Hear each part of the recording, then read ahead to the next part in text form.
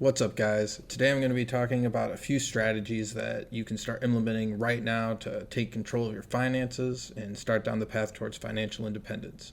Before I get started, though, I wanted to take a moment to assure you all that the quality of the videos, the animations, the overall production of this channel is going to increase over time, I promise. And on that note, on the road again. So today's video is just going to be a high-level overview of these strategies. I'll go through them all. I'll go into more detail about each of them in future videos. And then I'll also, at the end, kind of talk about my own personal experience and how I've been doing this myself. These are all things that I think anybody could and should start implementing right away. The first thing you're going to want to start doing, and this is extremely important, is tracking your spending. I promise you, if you don't track your spending, when you do, you're going to start to notice all kinds of places where you can cut costs and where you're spending money on things that you don't really necessarily need or even care about. Some of the things that you might notice when you start doing this are monthly subscriptions and different items that you spend a little bit on every day that start to kind of add up over time. For example, if you go to Starbucks every day, sure, you don't think of it as a major expense in that one day, but over the course of a month, you could end up spending over $100, $200 just on iced coffee, right? And I'm not saying don't enjoy those things if that's what you like to do, but as long as you understand where your money is going, that's the first step to achieving any sort of financial freedom. So now that you've started tracking your expenses and you know where all of your money is going, your next step is going to be to make an emergency fund. You're going to want this to be about 6 months of your expenses put off to the side, and preferably a high yield savings account, which can yield up to about 2% returns. And you're just going to want to leave that there in case of any sort of financial crisis that may come up. You might get laid off, you might have some sort of medical emergency, your car breaks down. It's just good to have this as a cushion so that you don't have to go into any sort of credit card debt or, just take loans out in general, which kind of helps transition into the next point, which is pay off your high interest debt. This is going to be debt that's over 4.5% interest rate. So this can be student loans, credit card debt, anything like that. You just want to attack that as quickly as possible to set yourself up to being able to actually invest money. So now you've saved up enough for an emergency fund, you've paid off your high interest debt, now you can start finally thinking about investing your money. So the first thing you're going to want to take advantage of, and this is even before you pay off your high interest debt, is taking advantage of an employer's 401k match. If your employer has any sort of 401k matching, do that at the minimum, because that's just free money. You like free money, don't you? I like free money. Everyone likes free money. Take the 401k matching. Just do it.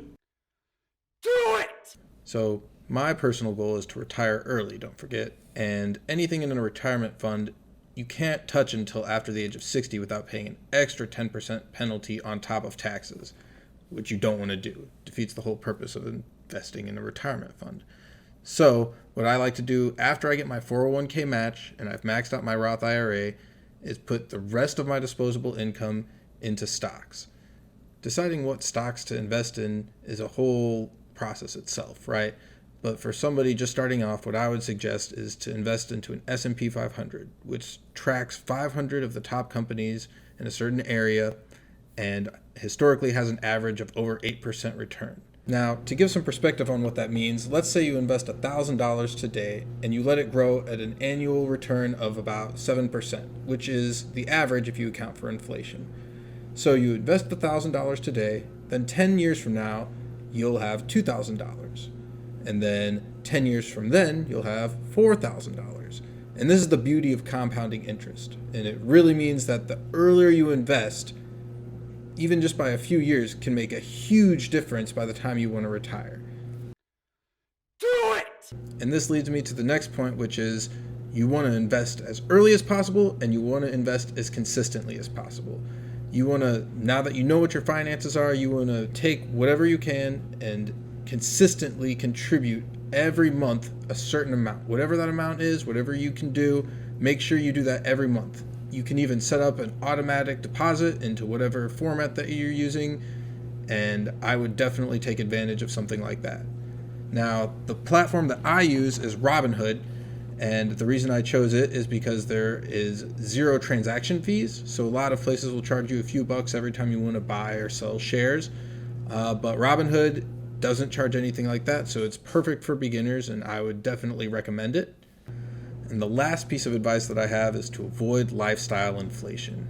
What this means is that if you get a raise or some sort of bonus, a lot of people, what they'll do is they'll have more money come in, and then all of a sudden their lifestyle expenses inflate right along with it. So what you want to do is make sure that anything extra that you get, you put into investing right away, because again, the earlier you invest and the more you invest, the faster you're going to see results, and you're going to be able to reach your financial goals way quicker. And if you have ambitions of retiring early, then you're really going to want to make sure at a minimum you're investing 30% of your income every year. And I would even suggest going higher than that. Personally, I live on about, after my 401k is matched, after I've paid taxes, when I get my paycheck, about under 2/5 of that is what I live off of every month. And then the rest of it, I invest or pay off debt. So to give you guys a bit of an idea of how I implement these strategies is I got out of school a year and a half ago, and I immediately started paying off my student debt. I was putting exactly half of my paycheck every month to paying off my student debt until last month, at which point I got all of my loans that were over 4.5% interest rate paid off. So now what I'm doing is I'm making more of a shift to paying the minimum on my student loans while I invest the rest of my disposable income into the stock market. Hopefully you learned something new from this video, and you can start implementing some of these strategies today if you don't already. If there's anything you think I should have talked about that I didn't, feel free to let me know. And until next time,